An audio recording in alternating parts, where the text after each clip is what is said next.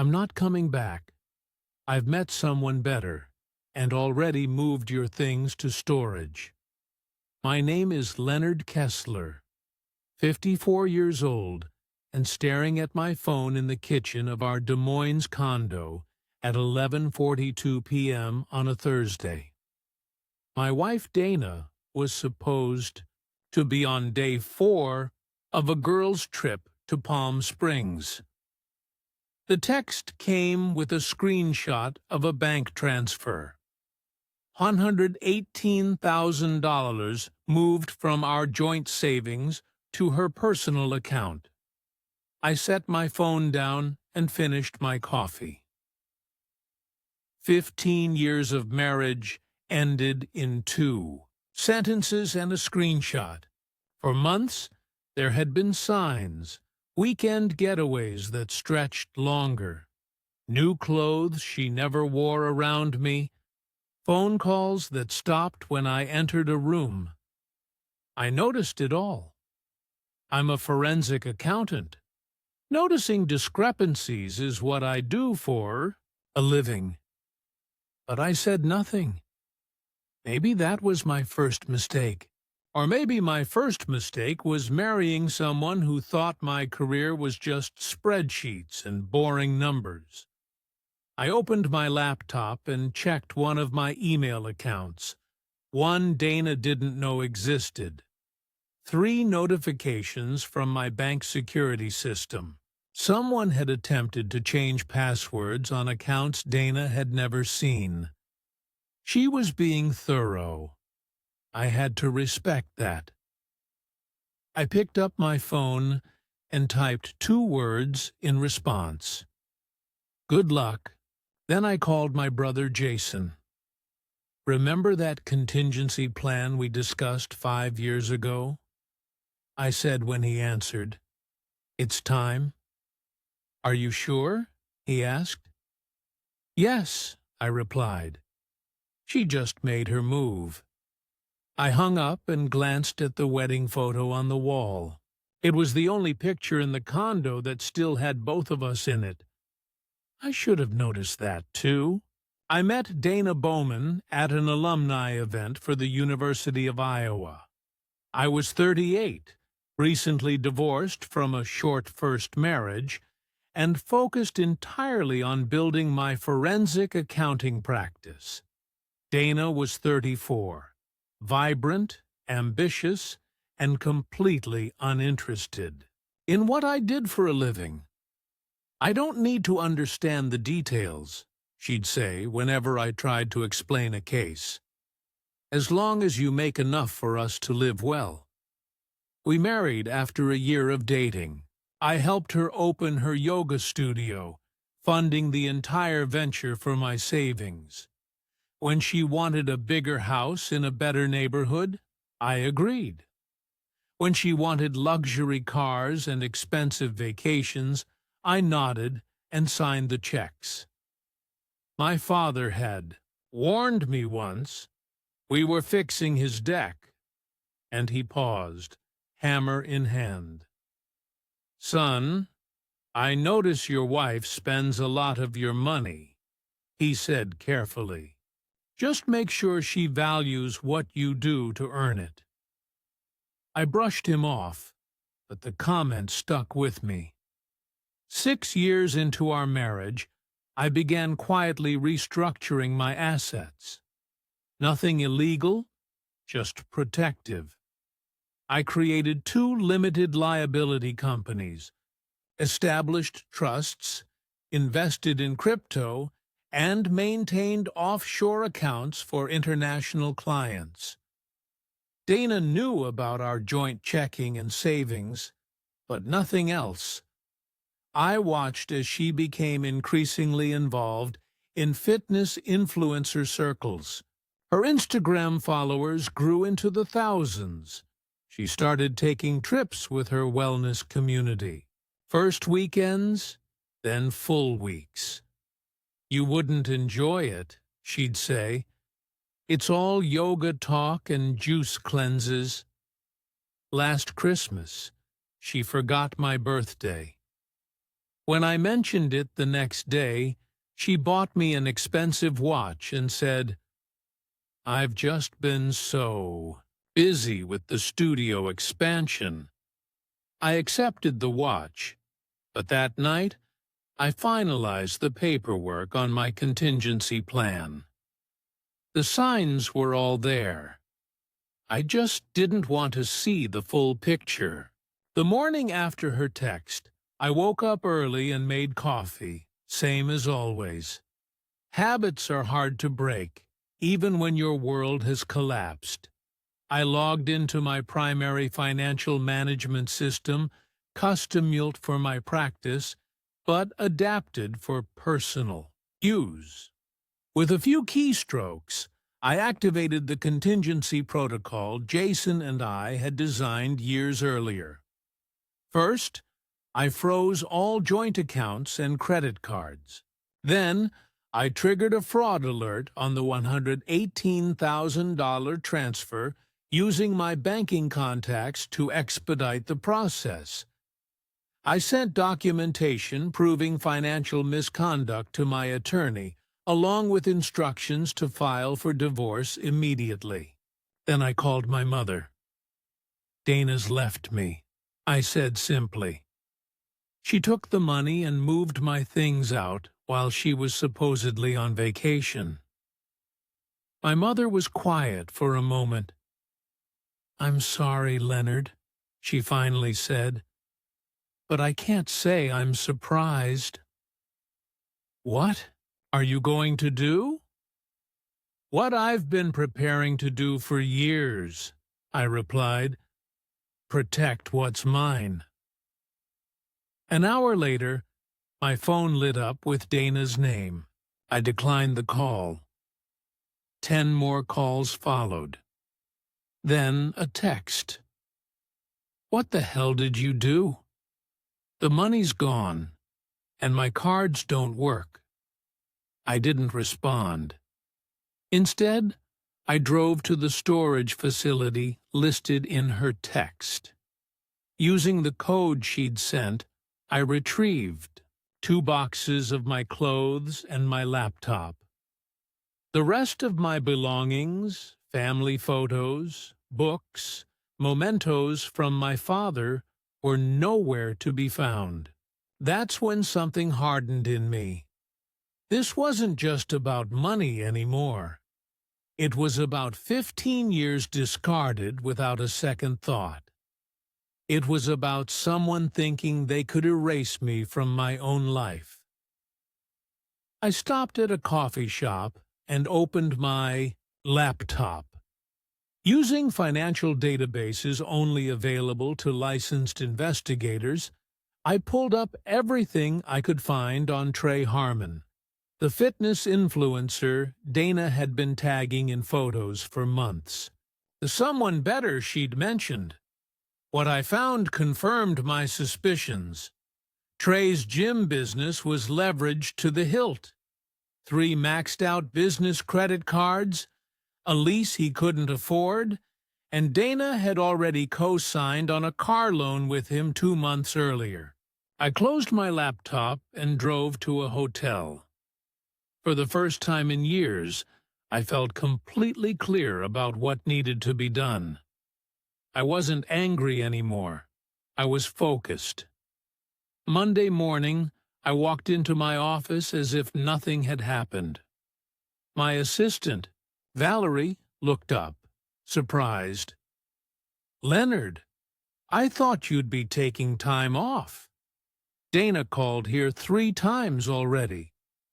"Did she?" I said. Not a question. She sounded upset.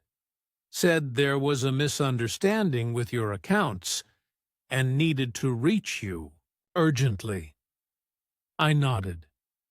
"If she calls again, tell her to contact my attorney." By noon, Dana had escalated from calls to appearing in person. The receptionist buzzed my office. "Your wife is here. She's quite insistent." I sighed and walked to the lobby. Dana stood there, designer sunglasses pushed back on her head.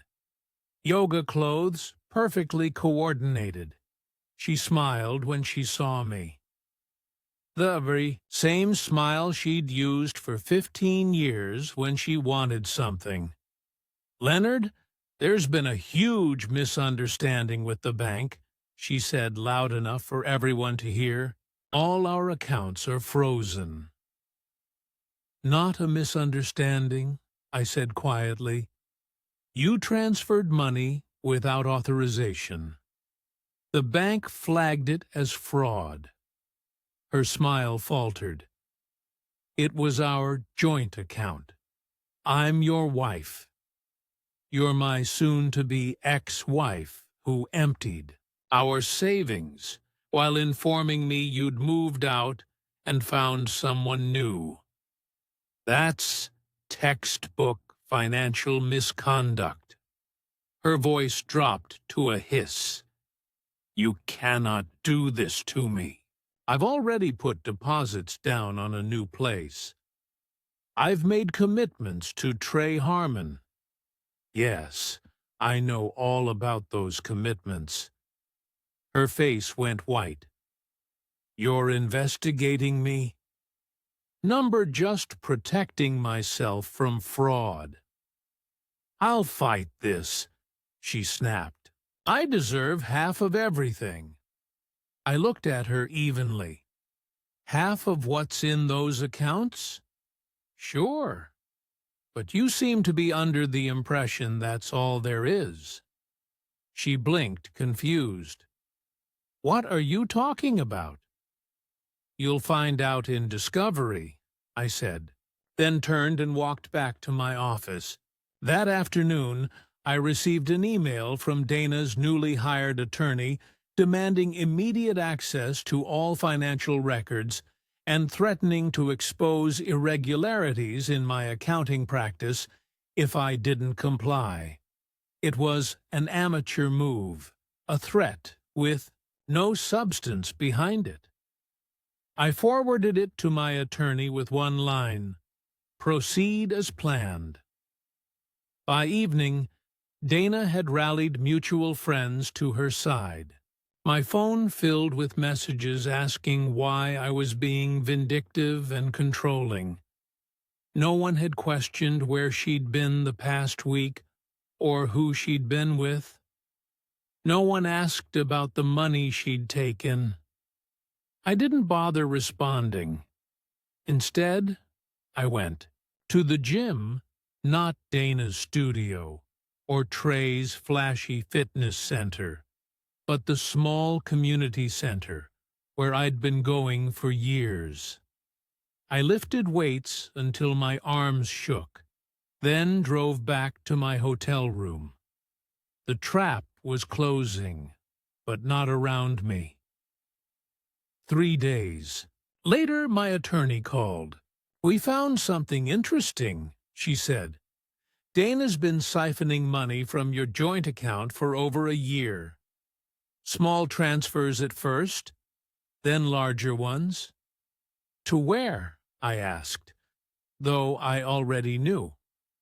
"Multiple accounts, some to her personal savings, but most to a business LLC registered to Trey Harmon.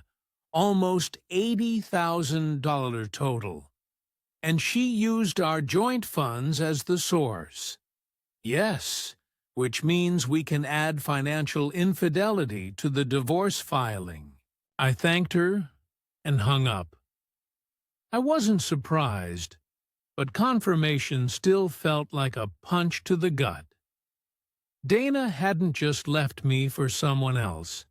She'd been planning it for over a year, funding her exit and her new boyfriend's business with my money.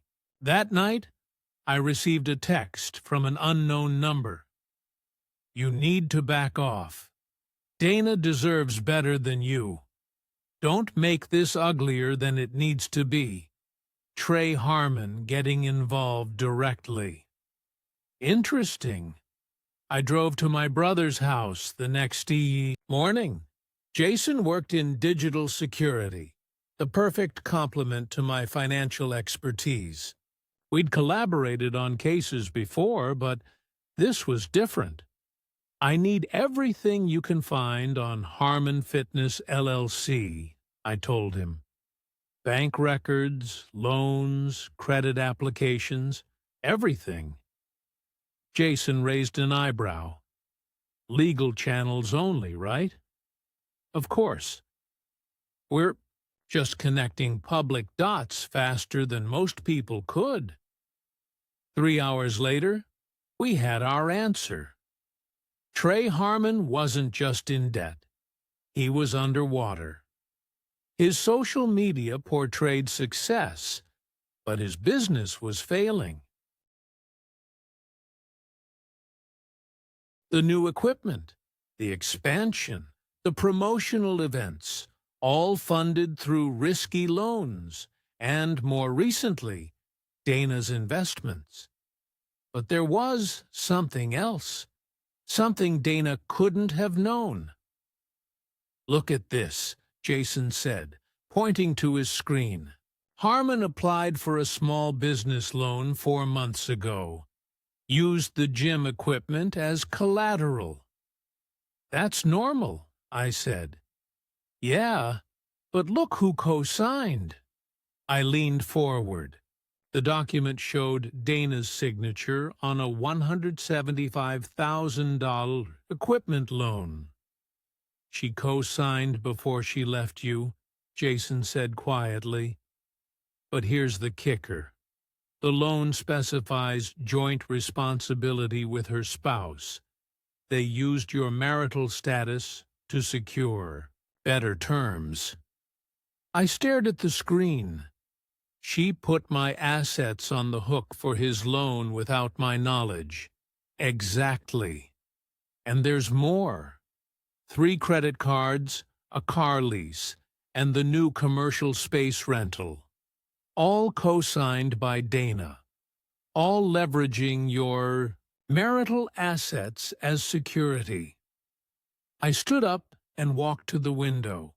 Outside, children were playing in the yard next door, oblivious to the adult complications of the world.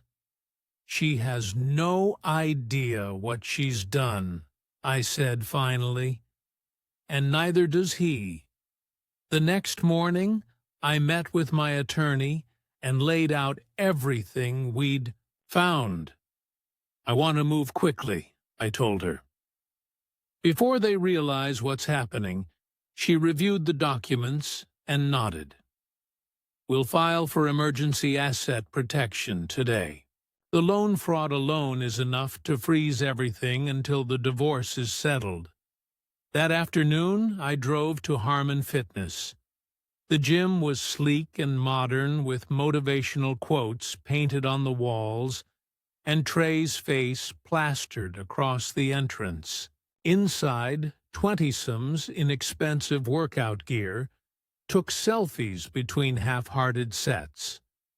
Trey spotted me immediately. He was taller in person, with the artificial tan and capped teeth of someone who'd built their career on appearance. He walked over, hand extended, smile perfectly calibrated. "You must be Leonard," he said. "Dana's mentioned you." "I'm sure she has," I replied, not taking his hand. "We need to talk privately." His smile faltered, but he led me to his office, glass-walled, visible to everyone but soundproof. "What can I do for you?" he asked, closing the door. I placed a folder on his desk. "This is every financial document connecting you to Dana. Loans, credit cards, leases, all co-signed using our marital assets as security." He picked up the folder cautiously. "I don't understand. It's simple. Dana used our marriage to back your business loans. Now we're divorcing, and those guarantees are invalid." The color drained from his face as he flipped through the pages. These are all legitimate business arrangements between Dana and me. Maybe, but the banks approved them based on our combined assets and income. Assets she no longer has access to. He closed the folder. What do you want? Nothing from you. I just thought you should know what's coming. The banks will be calling those loans due very soon. Dana said you were wealthy, he said, voice hardening. That money's not an issue for you. Money's never been the issue, I replied. Trust was. I stood up to leave, but paused at the door. One more thing. When Dana moved out, she took some items of sentimental value to me. Family photos, my father's watch, things money can't replace. He stared at me for a long moment. I'll see what I can do. I nodded and left. The next day, a courier delivered a box to my hotel. Inside were the missing photos, my father's watch, and other personal items. No note included. That same afternoon, my attorney confirmed the emergency asset protection had been granted.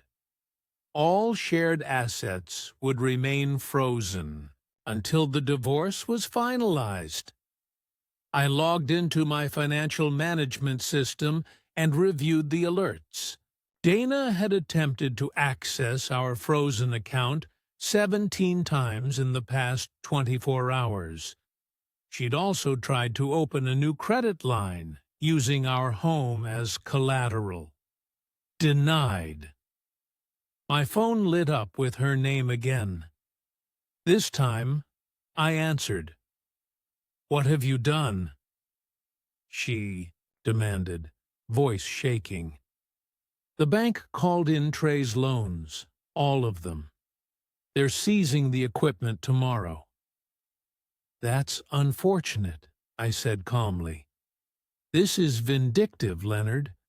You're destroying him to get back at me. I'm not doing anything to him.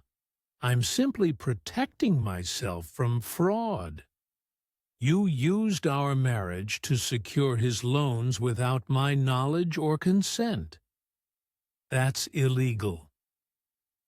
We can work this out, she said, voice softening suddenly.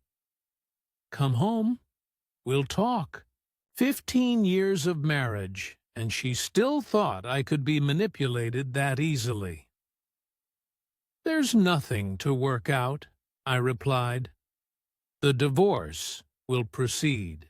The fraud investigation will continue, and Trey will learn an expensive lesson about due diligence.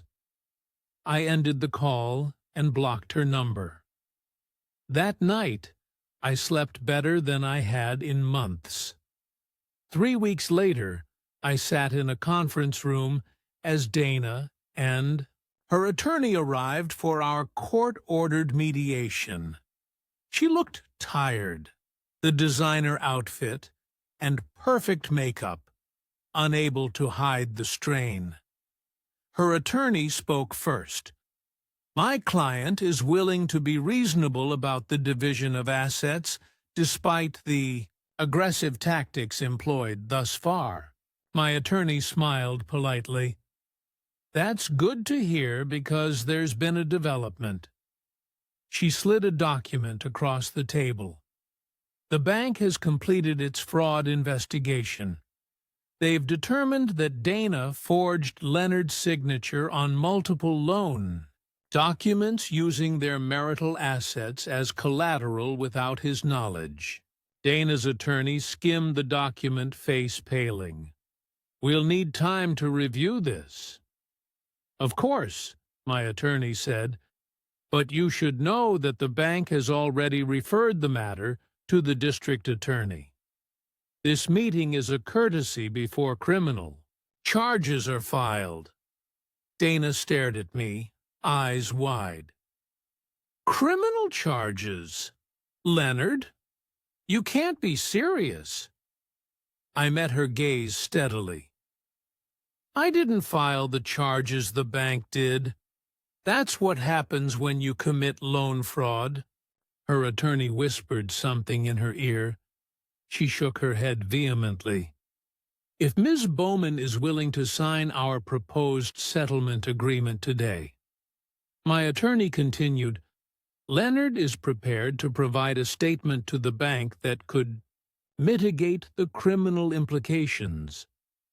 He won't press charges for the theft of personal property or the unauthorized transfer from the joint account.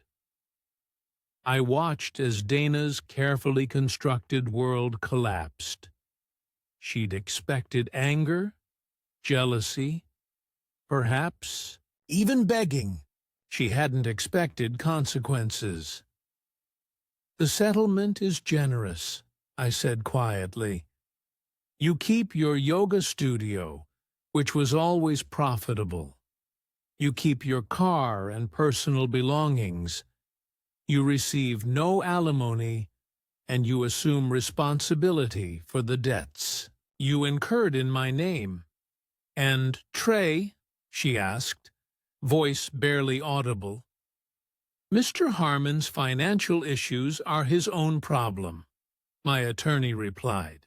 But without your husband's assets backing those loans, I understand the bank has already begun repossession proceedings. Dana signed the papers without further argument. As we left the conference room, she caught my arm. I never thought you'd fight back like this, she said. You always just went along with everything. That was my choice, I replied. Just like this was your choice. I walked away without looking back. A month later, I moved out of the hotel and into a small house near downtown Des Moines. Nothing fancy, just a craftsman with good bones that needed some work. The kind of project that would keep my hands busy and my mind occupied during the evenings. I heard through mutual friends that Dana had moved to Colorado to start over. Her Instagram showed mountain views and inspirational quotes about new beginnings. Trey's gym had been sold to a national chain, and he'd relocated to Miami to expand his brand. Neither of them mentioned what had happened. People rarely advertise their failures. My brother Jason stopped by one Saturday to help me install new cabinets in the kitchen. Heard anything from Dana? He asked as we measured for the hinges. No, I said, and I don't expect to. You know, you could have taken her for everything. The fraud charges alone would have ensured that. I shrugged. What would be the point? She's no longer my problem. We worked in comfortable silence for a while. The rhythm of measuring, cutting, and mounting, creating a meditative state. I'm thinking of taking some time off, I said eventually. Maybe drive up to Minnesota, do some fishing at the cabin. Dad would like that, Jason replied. You haven't been there since he passed. That evening, after Jason left, I sat on my back porch with a glass of bourbon. The neighborhood was quiet, with only the occasional dog bark or child's laugh breaking the silence. Different from the upscale community Dana had insisted on, more real somehow. I thought about the last 15 years, how I'd allowed someone else to define my life, my worth. How I'd noticed the signs but chosen to ignore them. How when the moment came, I'd been prepared because some part of me had always known this day would arrive. I didn't feel victorious. I didn't feel vindicated. I just felt free. The next morning, I called my office and told them I'd be taking 2 weeks off. Then I packed my truck, locked up the house, and headed north. No itinerary, no expectations, just the open road. And for the first time in years, no invisible ledger of resentments to balance.